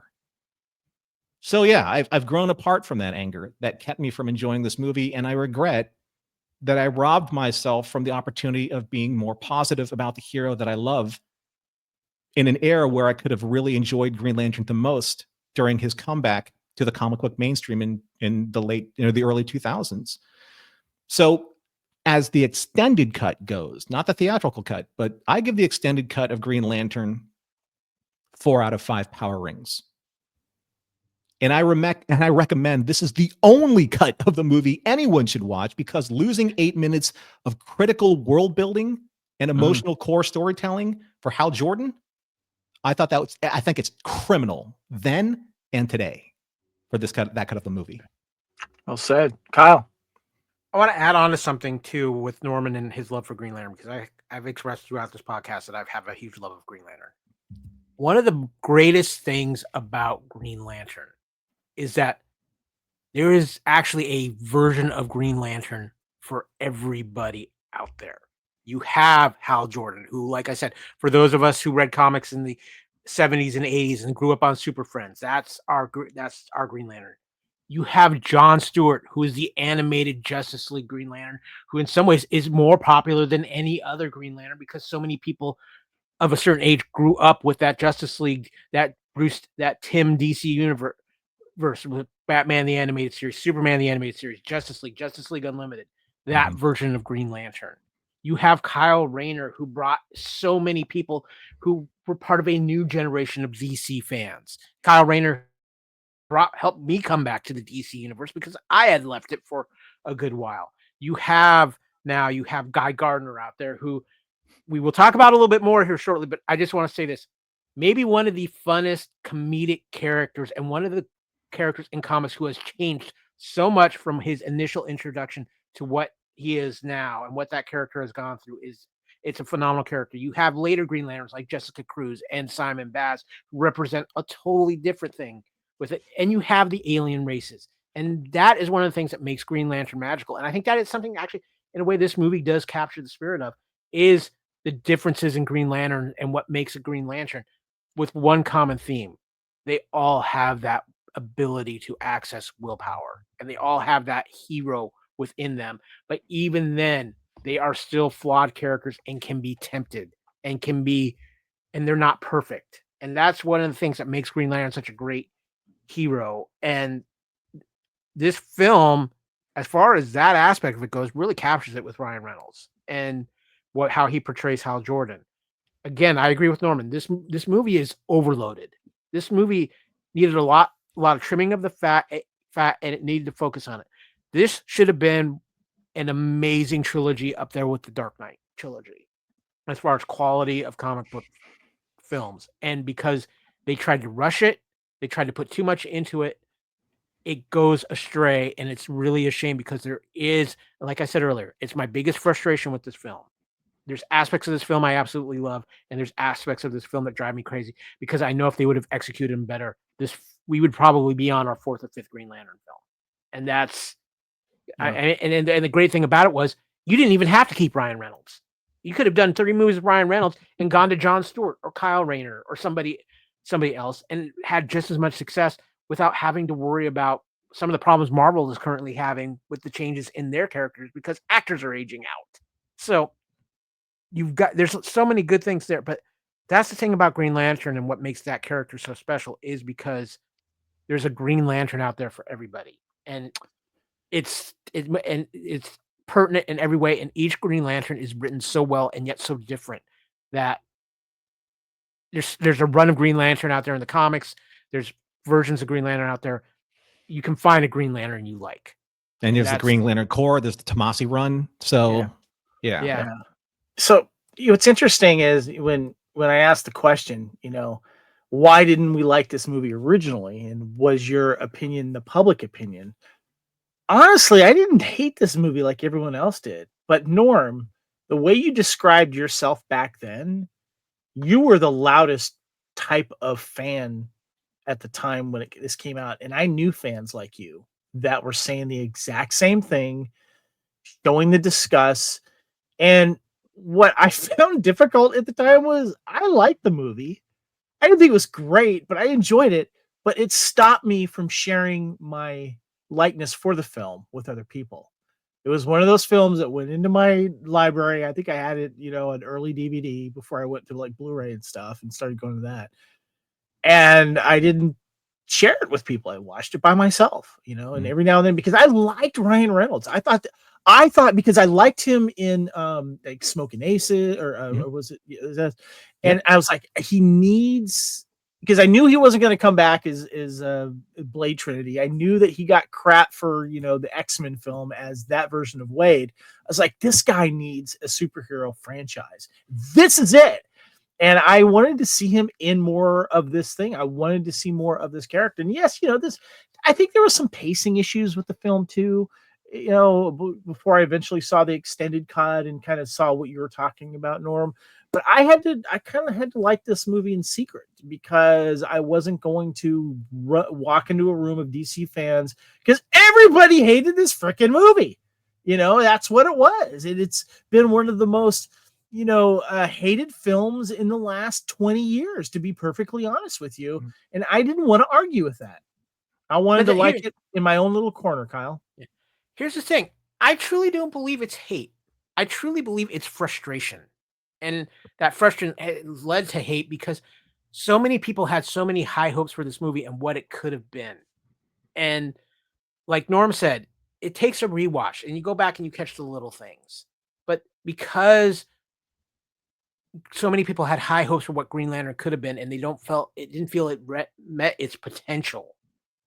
That's where the frustration, which then turns into hate because it's the internet and everything seems to turn into hate on the internet, even back then. But it's that frustration boiling over because you have the diehard comic book fans who want to believe in it, and then they're let down, and then you have the diehard fans who are going to bring in their casual friends, but they feel they can't because the movie made no sense in that aspect. So it didn't win on either front. So you're saying that the yellow power of fear leads to anger, then anger leads to suffering and hate? And then Yes. I'm just going to go orange and go green. That's all I'm going to. All right. So guys, we got to ask the one of the big questions we have here for this Be Kind and Rewind segment here is why are we giving this movie a second chance? What do we want to tell the fans of DC that shit on this, just like you did, Norman? What is it about it now that we think that it deserves a second chance and why we want you to be kind and rewind?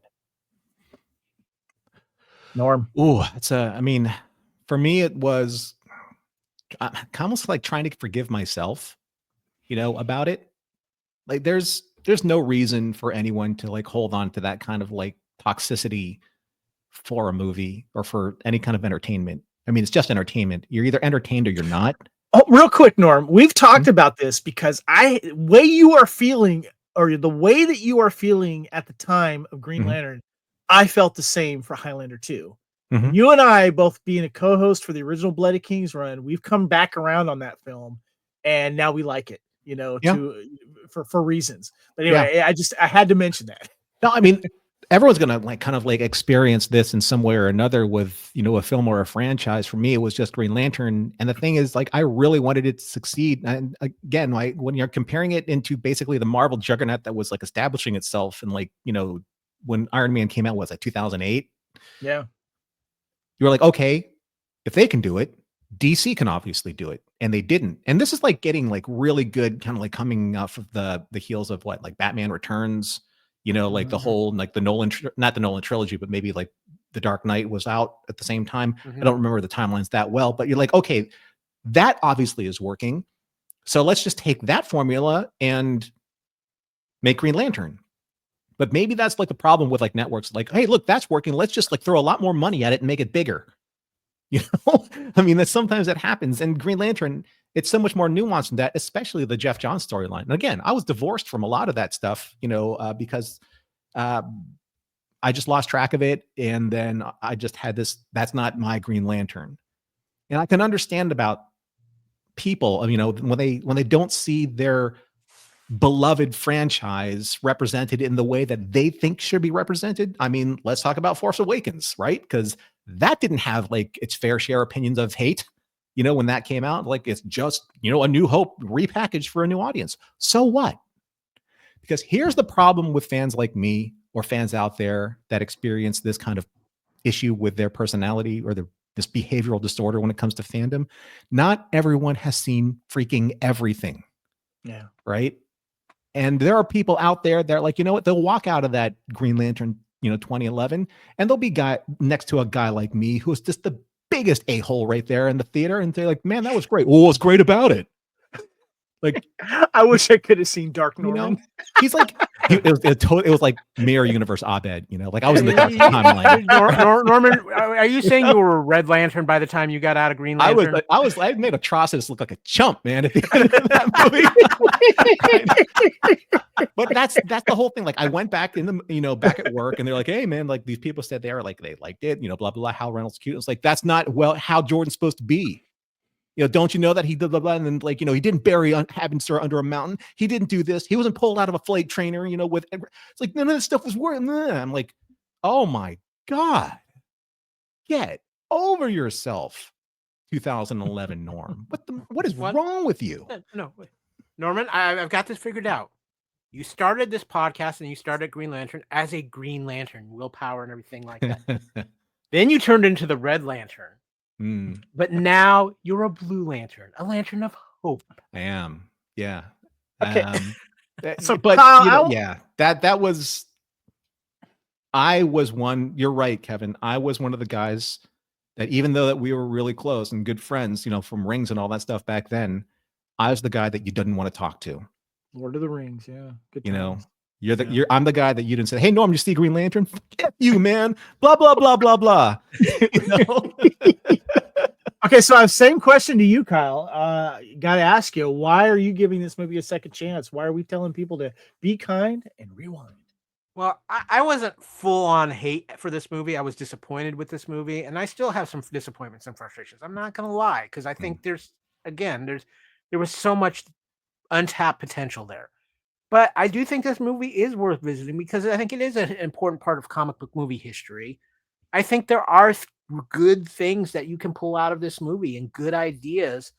And I think there's another aspect to it too. And I think this is especially timely for what is going on right now, because we are about to get a big dose of Green Lantern in our lives once again.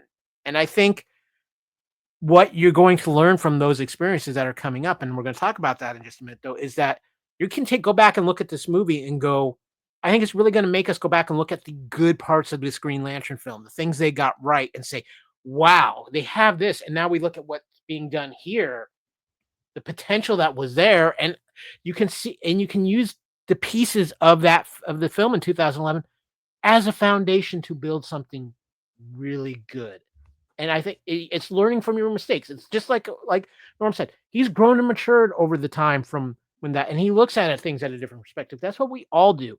There's movies that I have disliked that I have gone back years later and I'm like, wow, I really like this. And that's the whole point of this version of Couch Potato Theater, is that, you know what, as we grow, as we change, as we have different experiences, we take a movie that 15 years ago we might have said, oh God, I can't believe I sat through that or whatever. And we look at it now and go, I didn't appreciate what they were trying to do at the time or what this movie represented at the time. So we're taking our current sensibilities, but we're rewinding the film back and applying our current sensibilities to this film because we grow as people. If we fail to grow, if we fail to learn, we're failing as a people. And that's something that it applies to everything in life, including our entertainment and movie watching experiences. And that's what makes doing this show, and I'm so glad Norman came up with this concept.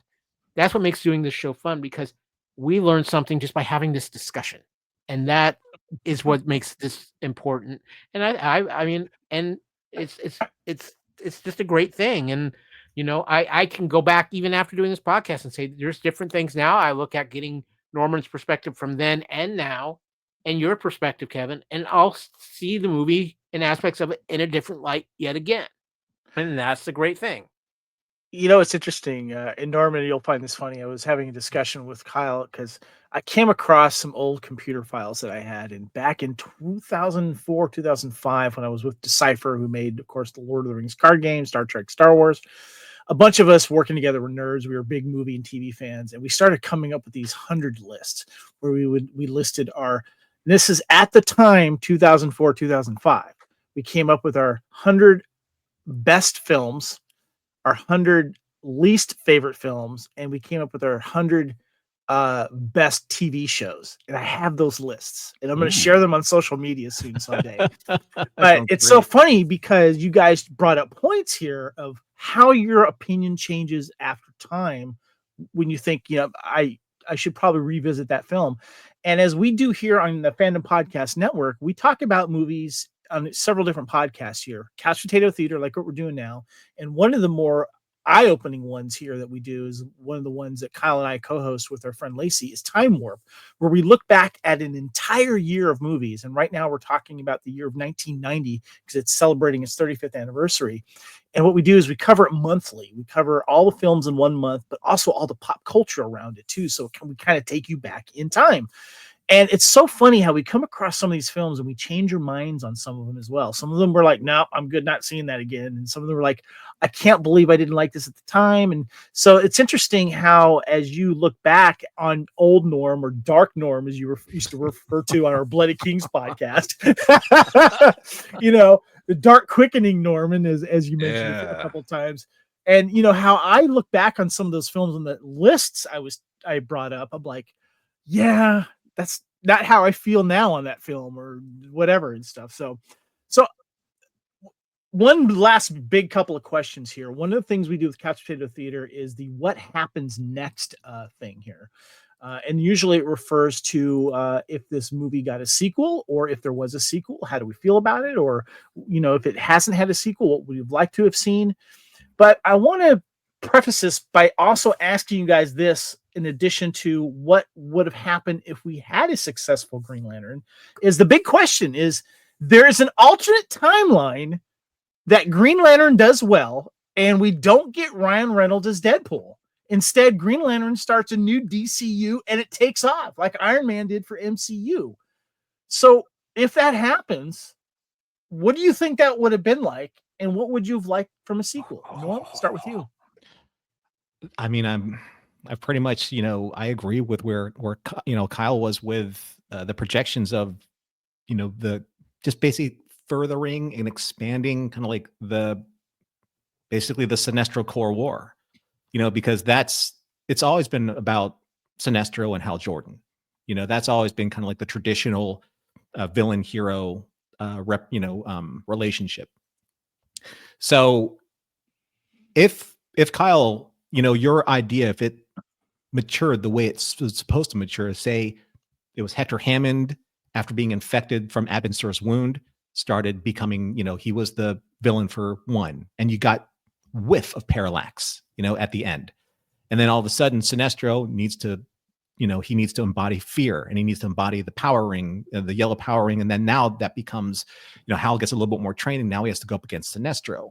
And then Sinestro, all of a sudden, he's like, I need to access more fear.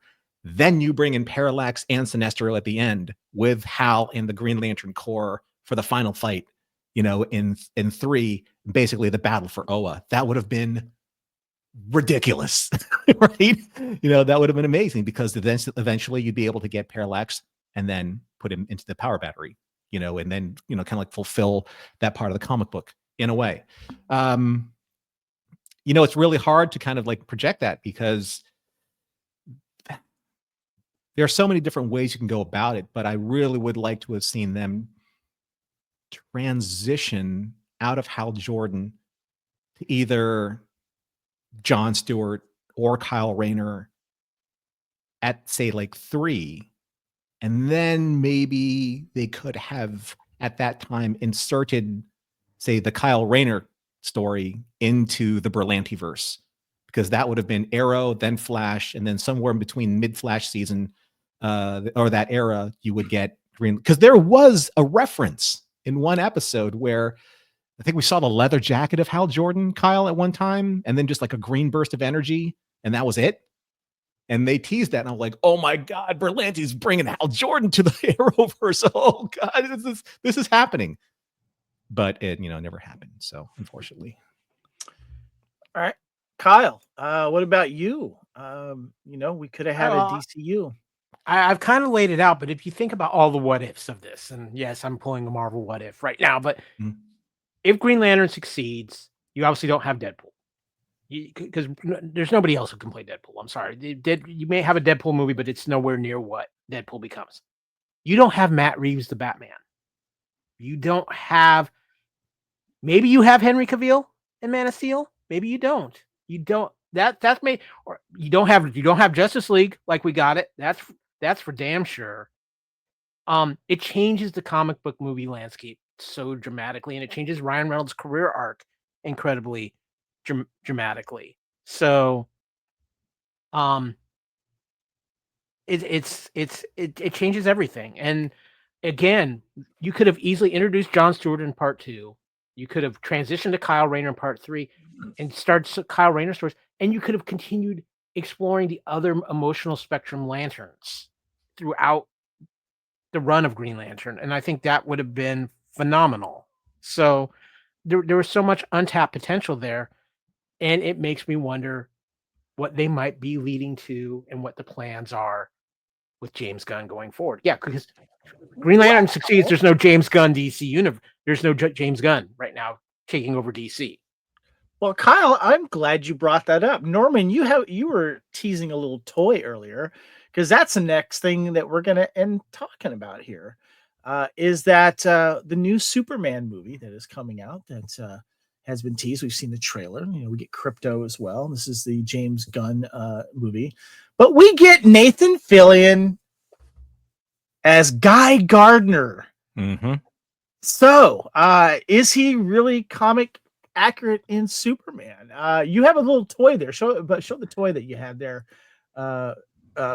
Is a little Funko Pop. Not Funko Pop. Funko Pop. Yeah, hold that up right there. I want to look at that. Look at that. There's Guy Gardner Funko Pop. I love it. That's really cool. So yeah, we're getting this version called Guy Gardner. You guys know this better than I do. After much anticipation, the trailer for Superman has finally arrived. One particular image has caught people's attention, and it isn't Superman, Lois Lane, or even the adorable Crypto. No, it is Nathan Fillion in a terrible bowl cut, shooting out green light from his finger, letting the audience know this is Green Lantern, but not the one most people are familiar with. Kyle, give us the lowdown on Guy Gardner.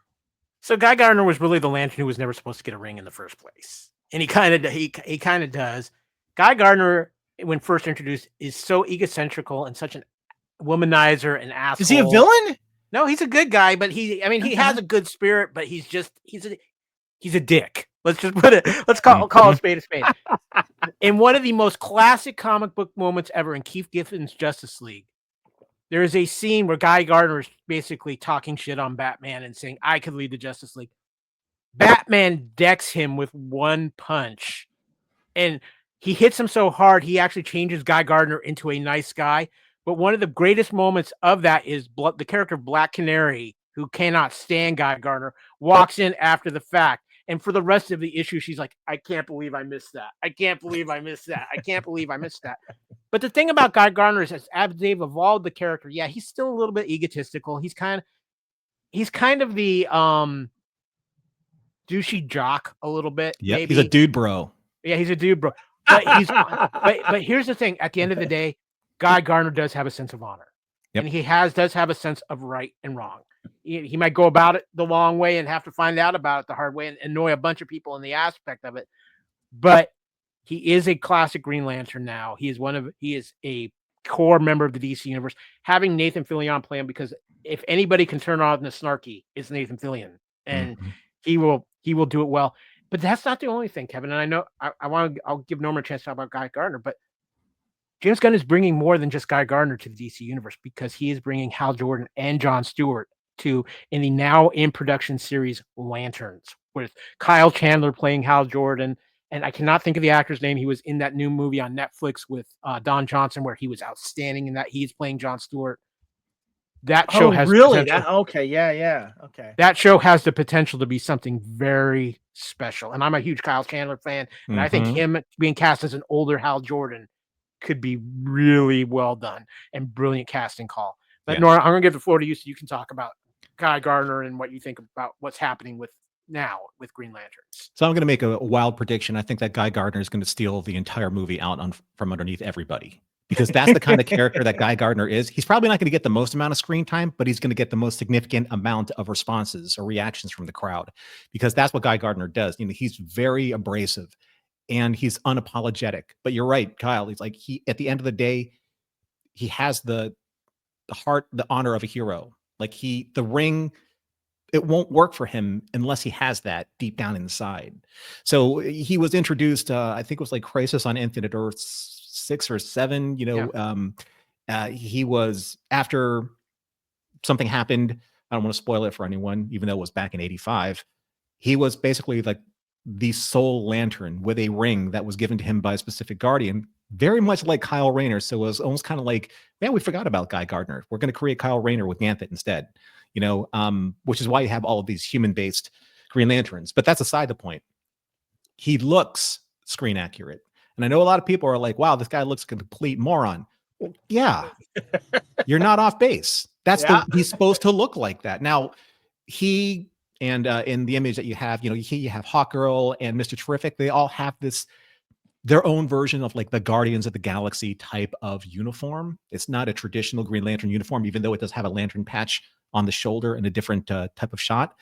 But what I do think is that he represents kind of like the very accessible type of hero that an everyman can see themselves as being. That's the great thing about when Kyle was describing why Green Lantern is so important as a hero. It's because the ring chooses you.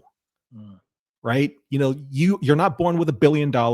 You're not, some type of genius with $1 billion. You're not an alien per se. You're a normal person that this particular ring that was basically made at the beginning of time found you, chose you, and gave you the ability to be able to change everything in your reality, for the better. So Guy Gardner does have that. It's just that particular thing, and like the little bitty bottled commercial that we had in the Super Bowl of, what bowl is important. This bowl cut's important. The Guy Gardner commercial. Yeah. If anyone can pull it off, it's Nathan Fillion, because he just has the riz to do it. Yeah. Right. Oh, and as far as Lanterns is concerned, my little brother, he basically said, Hal Chandler is just cast as Hal Jordan for Lanterns. I go, the gods have smiled on me today. Yes. The comic book gods have smiled on me today. I don't know. Maybe I'm making amends for it by apologizing for being, Dark Norm back in 2011. But if there was anyone who would have been like the perfect age, look, ability, talent, all of that, it's him. And the very Jean-Pierre something or other, and Kyle Chandler, their very first picture is on the internet in Lanterns, and Hal just looks like a billion miles of bad road. Aaron Pierce is who you're talking about. Aaron Pierce. Yeah. Also going to be starting in that show is Garrett Dillahunt. Is also going to be is going to be in Lantern. Who is that, Kyle? Well, you would know him from a lot of different things like Deadwood or Terminator, the TV show. Okay. He played this Terminator, great character. Oh yeah, I like that guy. Yeah. So, he's playing. Wait, I've got the IMDb in front of me here, guys. Just real quick. For what? for lanterns. Okay. Kelly McDonald is playing a sheriff. Garrett Gyllenhaal is playing William Macon. So yeah, but this is going to be interesting. I think what they're kind of doing with this, Norm, is maybe taking a little bit of the hard traveling heroes of Oliver Queen and Hal Jordan, except they're doing with Jon Stewart and Hal Jordan. I'm wondering if Hal Jordan isn't going to be kind of like training up Jon Stewart on being a Green Lantern. Well, from what I've understood, it's that it's going to be kind of that kind of true detective, and they're going to start the story in this very earthbound, very small, kind of like Midwestern town where something happens. And I'm wondering, Kyle, if we're getting to basically the start of the Black Hand. That could very well be, which would be that's I give James Gunn all the credit in the world because that's being ballsy and incredibly ambitious. Right? But it could start there. It starts small, right? It starts, with what's his name, William Hand? Yeah. And it starts, in the little asylum thing. So, well, Garrett Gyllenhaal's character is named William Macon. Just saying. Yeah. All right, guys. I did want to ask you one question because you guys know the Green Lantern world a lot better than I do. So we get a mid-credit scene here with Mark Strong's character putting on the yellow ring, and then it transforms him. Obviously, if we would have gotten a sequel, what would have that meant? Sinestro Corps. Sinestro Corps War was basically being set up. Sinestro, like Norman said earlier, Hal Jordan and Sinestro is the core of the Hal Jordan Green Lantern world. And it's, again... So is he turning villain then? Oh, yeah. Oh, he's absolutely turning villain. And again, when I talk about frustrations, that is one of the absolute frustrations because Mark Strong owned it as Sinestro. He was brilliantly cast. And the fact that we did not get a true Sinestro villain version with Mark Strong playing Sinestro to this day is one of the biggest crimes in comic book movie history. Totally agree. The great thing about like what we saw, at least that particular stinger, we got to see the potential of Mark Strong's Sinestro. But the one thing that I would have liked to have seen in the sequels that maybe more flashbacks to, Sinestro was supposed to be, or has been called, the greatest Green Lantern ever. He was military minded, he was a master strategist. The thing is, he was a little too militant. As you could see, he was like basically pushing the Guardians, like, give me the power of fear so that I can take on our enemies and bring the fight to them. That's how he was. Like, whatever happens to me doesn't matter as long as we defeat our enemies, because they're coming to our doorsteps. We need to fight them, fight fire with fire in a way. And that's why he's like, you know what? There's a greater power in fear. And if I can use that to defeat all of my enemies, then I can restore order to the universe, which is what the Guardians want to do. But he thinks that that's doing the right thing. So again, it's like the classic villain. He's not a villain in his mind because he believes what he's doing is just. And the guy who can pull that off was the guy that we saw. Mark Strong would have killed that story in the movie, right? Yeah. All right, guys, let's go ahead and wrap this up. This is Couch Potato Theater. Be kind and rewind with Green Lantern 2011. Let's go ahead and let's get some final thoughts. Norm, great idea. This has been a great discussion. Give me your final thoughts on Green Lantern and our Be Kind and Rewind for this movie. I mean, a lot of the stuff I've already shared, so this is probably going to be short. I do want to thank both of you guys for entertaining this idea in general, because when I texted it to you, I'm like, you know what? There are too many movies out there that I think that we all enjoy, and they just really haven't been celebrated, or they haven't been revisited, or haven't, been covered in a way where you're like, you know what? Yeah, I've changed my opinion. And not just because I didn't like it. It's because, at least for Green Lantern, where Green Lantern is concerned, is because I hated it. I hated that movie. Hated that movie. From a picture. I hated that movie from a picture before I even saw the movie. And I'm like, you know what? That's not the right way to be. That's not the right way to be with entertainment. That is not the right way to be to celebrate something that you say you love. So I'm glad that we had a chance to do this. I'm glad that, and maybe it's to some of your audience's chagrin, that I was able to have this cathartic moment, with this fandom that I love, the Green Lantern fandom. But I think that's most important thing that that we share from this experience, not just us, but for your audience. And it's not just this movie or any movies that we cover for Be Kind and Rewind in the future. Find the thing that you're like, you know what? Why did I behave that way? You know, because all you're doing to yourself at the time is robbing yourself of something that can be enjoyable, right? It's robbing yourself of the moment. And it's maybe robbing yourself of the moment with other people, right? And you don't want to be that person. You don't want to be the person who's like, and I apologize for anyone who I ruined that movie for. I don't have the right to do that. Yeah. Right. You know, so if it bothers you, investigate and see if it actually still bothers you, you know, and have an experiment with yourself. Say, you know what? I'm a different person now. Our experiences change us. They shape the way we see things. Our worldviews have obviously changed over the course of time. Has that changed my entertainment, my appreciation of it, or lack thereof to begin with? Maybe, maybe not. I don't know. But at least in this case, being able to rewatch Green Lantern and celebrate my fandom again was very important. You know, so that's the reason why we needed to do this. And I'm glad that you guys supported me on that idea. Love it. Kyle, your final thoughts on Green Lantern? Much like Norman, I've exhausted a lot of my thoughts as we talked about this, but you know, I'm going to go back to echoing kind of what Norman said. And you know, it's the concept of this podcast. Be kind and rewind. And the key part is you add in the be kind, which you know at the end of Culture Clash, every episode we say we respect each other and enjoy your fandom. And that's the thing. No matter even if you dislike something, respect other people's liking of it. It's because they're not wrong to like it. You might say I don't feel the same opinion as you, but they're not wrong to like it. You don't take other people down for something they like, especially when you have the capability of going back years later and looking at it through a different perspective and realizing now I understand why this person liked it, or I understand why somebody liked this.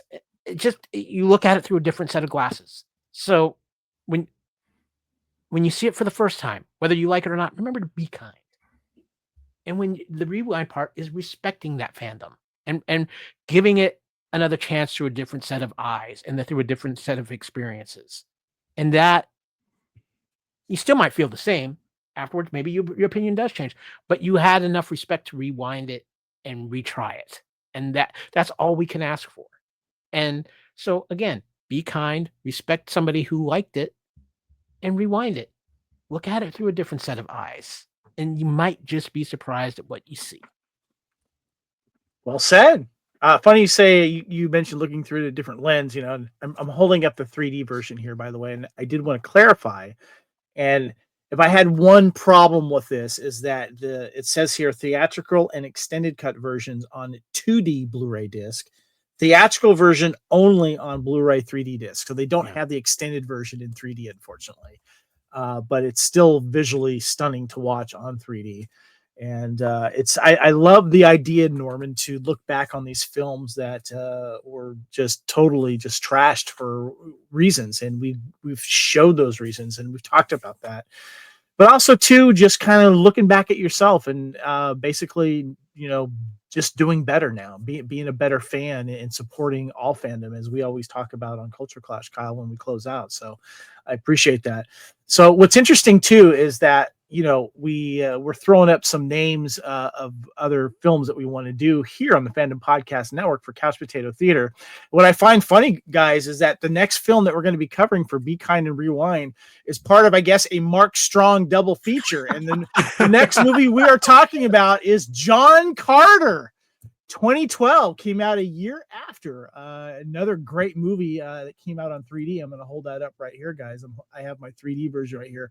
One of the most awesome versions of any movie that has come out on physical media, because it's 4-disc combo disc. It's Blu-ray 3D, Blu-ray DVD, and of course the digital copy discs as well. And it's got the lenticular cover on it as well. But yes, we're going to be talking some John Carter. Kyle. Much like Green Lantern 2, a victim of overspending on marketing. Yes. Everyone was trying to like crack the secret. Like, how are we going to beat Marvel? How are we going to compete? You know, and they were just basically, they were chasing smoke. You No. just gotta kind of like stick to what you know. Do your and- thing. Don't try to yeah, do what your own everybody else thing. does. Exactly. Totally, man. Yeah.